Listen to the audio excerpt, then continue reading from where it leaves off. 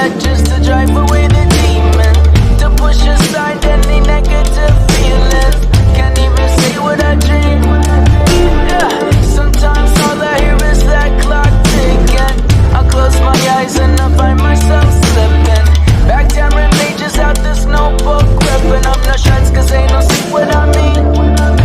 Yeah, and then I take a deep breath, step back, relax. I think about all them good times and nights that I shared yesterday, that I have today. I'm so grateful cause I can say that I remember what it was like to not know peace.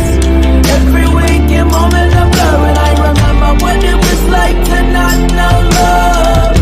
But now I receive what I return. I remember what it was like to not know peace.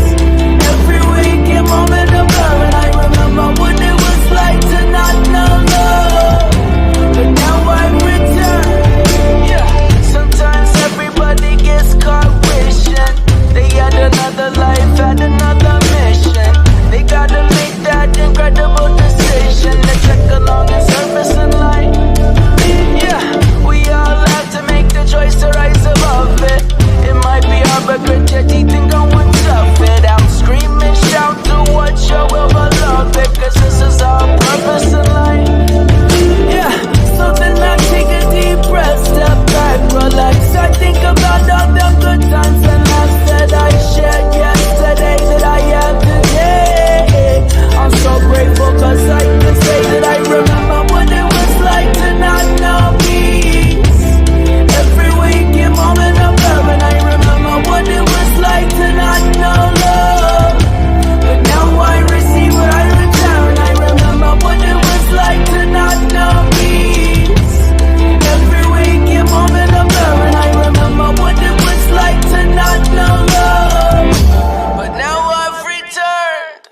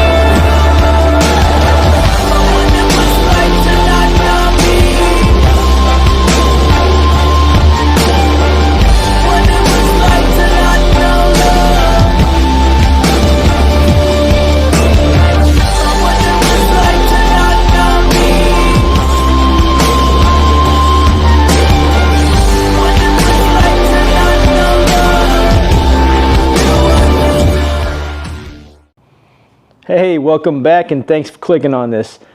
So I'm going to update you guys on what exactly we got going on. You guys saw in that time lapse, that was a long time lapse. That was like 4 minutes and something seconds.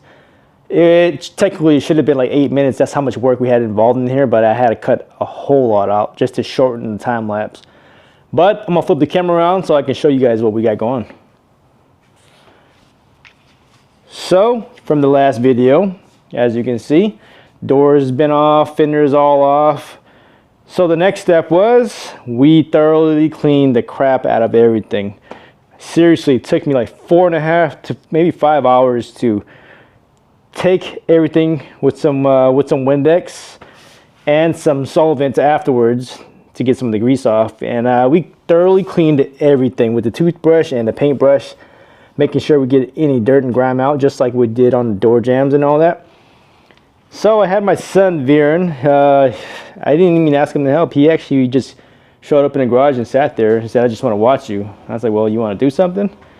He's like, "Yeah." So had him actually help me scuff up this entire side door and the rear panels.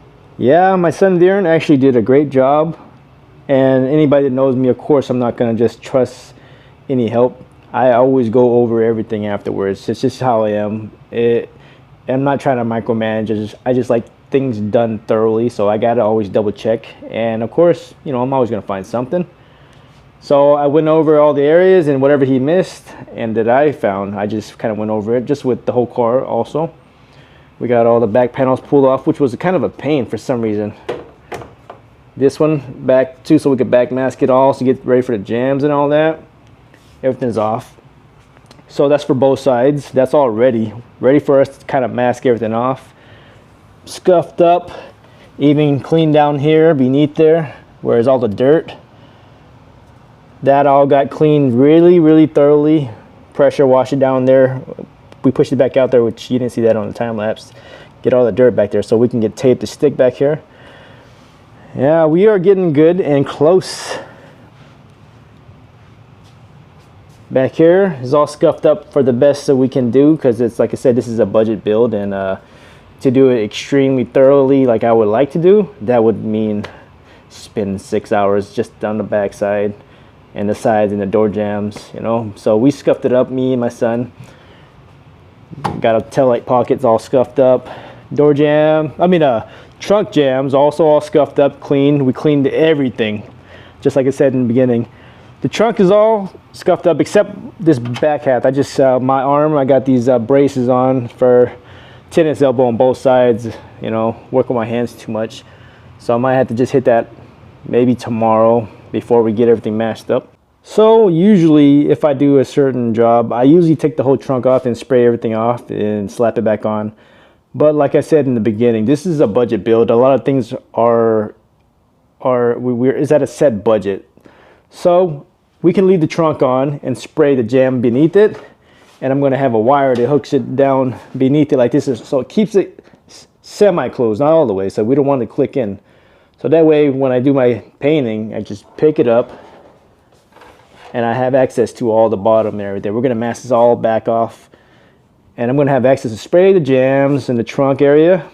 And of course, then when I get ready to spray the exterior of the car, or vice versa, whichever comes first, which usually that'll come second, exterior. Then I'll hook it back on there like that. It'll stay that way, and then I'll coat the trunk. That way, it saves money and time. I won't do that with the door jams. I mean, technically you can, but I don't do that. But with this, you can get away with it because everything is just right there in the open. Everything's all scuffed up, and we'll spray it. Some people might say it's ghetto, but you got to remember, this is a budget build, and this is going to look good still. Most people wouldn't even notice that we sprayed it like that, but just had to clarify that. Yeah, we got the doors all ready. We're going to tape it off, hardline it. Just going to spray only the areas that you can see because the door panel covers all of that. Got these screw bolts off right here, and we are ready to go. So in the time lapse, you probably saw me going over the whole thing with a sander. The reason for that is because we had some other projects I was working on in the shop. I had to push this out in the weather for maybe a week or two. Yeah, since it sat out there for a while, you just don't know what was out there, what was crawling on there, or maybe something brushed up against it and scratched it, which we couldn't see it in the primer. So I just decided to just go over the whole thing with 600 and call it good. Went over all the edges. There are some bare metals they were showing. They had, you just never know. They might have some surface rust that we can't see to the naked eye, which I just touched it with my hand. Dumbass. Now I gotta go scuff that again. But yeah, scuffed all the edges, everything. So we are ready to go. We blew out the entire garage. So yeah, I think we are gonna end this video now. Oh wait, I got one more thing.